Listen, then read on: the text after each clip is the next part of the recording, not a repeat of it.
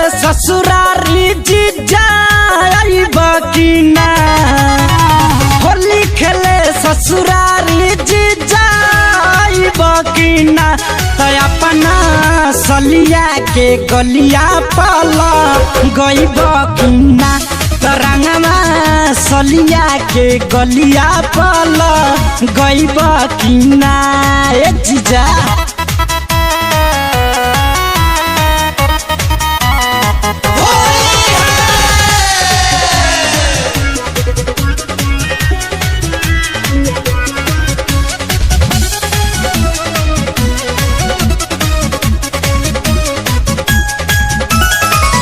दिलवा के श्रद्धा पूरा कदय बकिरया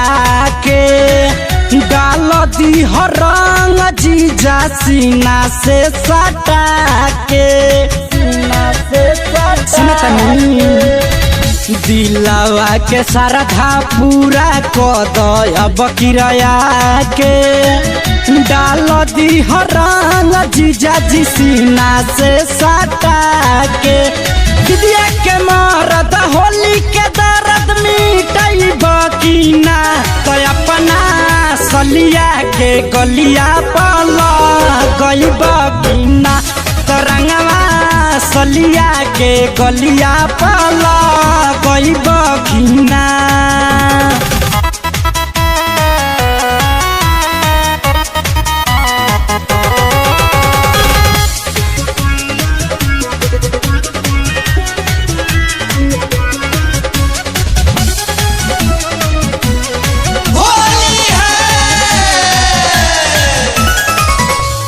लाले पियर रंगवा किन के ले आई है जे पिला लया दो गल में हाथे से लगाई है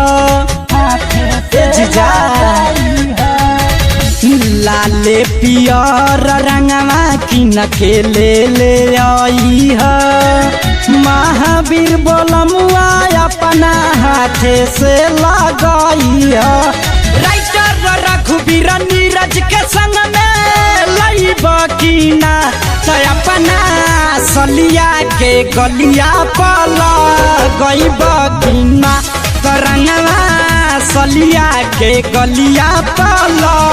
गइबा